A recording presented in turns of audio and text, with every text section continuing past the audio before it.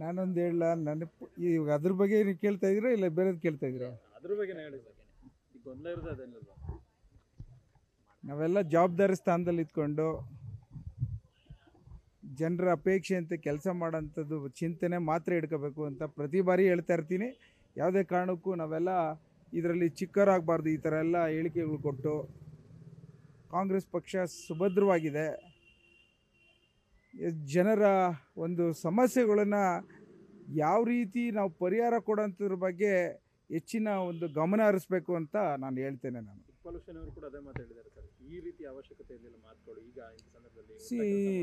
High command ನಮ್ಮ party ಹೈಕಮಾಂಡಿನ party, ಒಂದು ಶಿಸ್ತುಬದ್ಧತೆಯ party.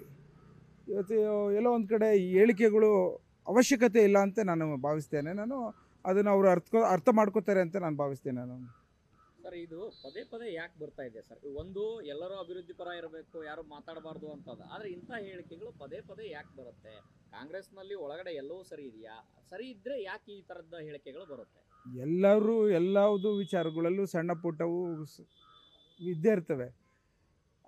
ಈ ವಿಚಾರದಲ್ಲಿ ತಮ್ಮ ಜವಾಬ್ದಾರಿಗಳು ಎಲ್ಲೋ ಒಂದು ಕಡೆ ಅದ್ರ ಬಗ್ಗೆ ಗಮನಗಳು ಕಡಿಮೆ ಆದಾಗ ಇದಾಗುತ್ತೆ ಅಂತ ಅನಿಸುತ್ತೇನೋ.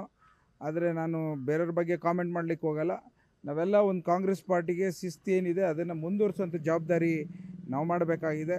ಏನು ಇವತ್ತು ಸಿದ್ದರಾಮಯ್ಯ ಸಾಹೇಬರು, ಡಿ ಕೆ ಶಿವಕುಮಾರ್ ಸಾಹೇಬರು ಅಪೇಕ್ಷೆಯಂತೆ ಒಬ್ಬ ಶಾಸಕನಾಗಿ ನಾವು ಯಾವ ರೀತಿ ನಮ್ಮ ಜವಾಬ್ದಾರಿಗಳಿದೆ ಅದನ್ನು ಪೂರ್ಣ ಮುಗಿಸ್ಬೇಕು ಅನ್ನೋದನ್ನು ಬಗ್ಗೆ ಚಿಂತನೆ ಮಾಡಬೇಕಾದಂಥದ್ದು ಇರೋದ್ರಿಂದ ಈ ಹೇಳಿಕೆಗಳೆಲ್ಲ ಕೊಡಬಾರ್ದು. ನಾವು ಅದನ್ನು ಎಲ್ಲೋ ಒಂದು ಕಡೆ ಜನರಿಗೂ ಗೊಂದಲ ಆಗುತ್ತೆ ಅನ್ನೋದನ್ನು ಎಲ್ಲರೂ ಅರ್ಥ ಮಾಡ್ಕೋತಾವ್ರೆ. ಇನ್ನು ಮುಂದಿನ ದಿನಗಳಲ್ಲಿ ಯಾರು ಮಾತಾಡಲ್ಲ ಅಂತ ನಾನು ಭಾವಿಸ್ತೇನೆ. ನಾನು ಡಿ ಕೆ ಶಿವಕುಮಾರ್ ಅವರು ಒಂದು ಸಮಾಜದ ಪರವಾಗಿ ನಿಂತ್ಕೊಳ್ಳದೆ ಎಲ್ಲ ಸಮಾಜನೂ ಕೂಡ ಒಟ್ಟಿಗೆ ತೆಗೆದುಕೊಳ್ಳುವಂತ. ಅಫ್ಕೋರ್ಸ್ ಕಾಂಗ್ರೆಸ್ ಪಕ್ಷ ಜಾತ್ಯತೀತ ಧರ್ಮದಲ್ಲಿ ಪ್ರತಿಯೊಂದು ಜಾತಿ ಧರ್ಮ ಭೇದವಿಲ್ಲದಲೇ ಎಲ್ಲರನ್ನೂ ಒಗ್ಗಟ್ಟಲ್ಲಿ ತೆಗೆದುಕೊಂಡು ಹೋಗೋಂಥ ಜವಾಬ್ದಾರಿ ಕಾಂಗ್ರೆಸ್ ಪಕ್ಷಕ್ಕೆ ಇರೋಂಥದ್ದನ್ನು ಡಿ ಕೆ ಶಿವಕುಮಾರ್ ಸಾಹೇಬರು ಪ್ರತಿಪಾದಿಸ್ತಾರೆ.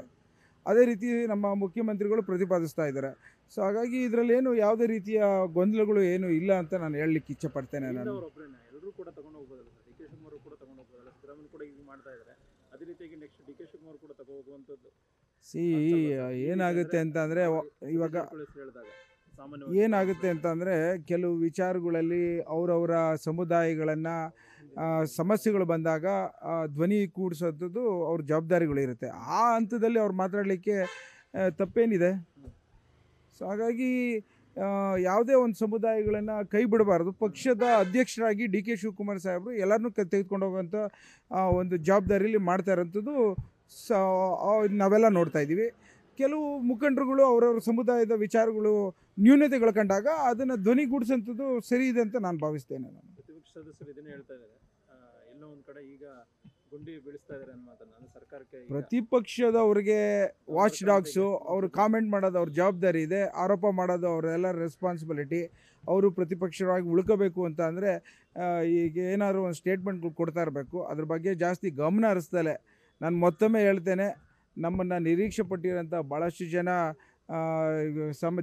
ಇವತ್ತು ಕರ್ನಾಟಕ ರಾಜ್ಯದಲ್ಲೇ ಎಲ್ಲ ಜನರು ಭಾಳಷ್ಟು ಸಂತೋಷದಲ್ಲಿ ನಾವು ಕಾರ್ಯರೂಪವನ್ನು ಮಾಡಬೇಕು ಅಂತ ಅಪೇಕ್ಷೆ ಪಟ್ಟಿರಂತೆ ನಮ್ಮ ನಡೆ ಇರಬೇಕು ಅನ್ನೋದನ್ನು ನಾನು ಹೇಳ್ಕೊತಾ ಇದ್ದೀನಿ. ಬೇರೆಯವ್ರಿಗೂ ಇದೇ ನಿಮ್ಮ ಮೂಲಕ ಹೇಳಲಿಕ್ಕೆ ಇಷ್ಟಪಡ್ತೇನೆ. ಅವರು ಮೊದಲು ಡಿ.ಸಿ.ಎಂ ಡಿ ಕೆ ಶಿವಕುಮಾರ್ ಅವರ ಪರವಾಗಿ ಮಾತಾಡಿದ್ರು. ಸ್ವತಃ ಡಿ ಕೆ ಶಿವಕುಮಾರ್ ಅವರೇ ನೋಟಿಸ್ ಕೊಟ್ಟರು. ಅದಾದ ನಂತರದಲ್ಲಿ ಬಹಿರಂಗವಾಗಿ ಹೇಳ್ತಾರೆ. ನಾನು ಹೇಳಿದ್ದು ನೀವು ನನ್ನ ವಿಚಾರನ ನೀವು ವ್ಯಾಖ್ಯಾನ ಮಾಡ್ದಲ್ಲ ಏನೇನು ಹೇಳ್ತಾ ಇದ್ದೀರ. ನಾನು ಯಾವತ್ತೂ ಇದ್ರ ಬಗ್ಗೆ ಎಲ್ಲ ಅವತ್ತಿಂದನೂ ಮಾತಾಡ್ತಿಲ್ಲ.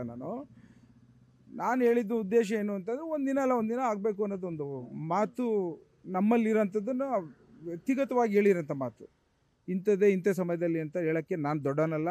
ಅದು ಪಕ್ಷದ ಒಂದು ನಿರ್ಧಾರಗಳು. ನಮ್ಮಲ್ಲಿ ಕಾಂಗ್ರೆಸ್ ಪಕ್ಷದಲ್ಲಿ ಹೈಕಮಾಂಡು ಮತ್ತು MLAಗಳು ನಿರ್ಧಾರ ತೆಗೆದುಕೊತಾರೆ. ಅಂಥ ಸಂದರ್ಭಗಳಲ್ಲಿ ಆಗುತ್ತೆ ಅಂತ ಅವತ್ತಿಂದನೂ ಹೇಳ್ತಾ ಇದ್ದೀನಿ. ನ್ಯೂಸ್ ಫಸ್ಟ್ ನಿರ್ಭೀತಿಯಿಂದ ನಿಮ್ಮ ಪರವಾಗಿ.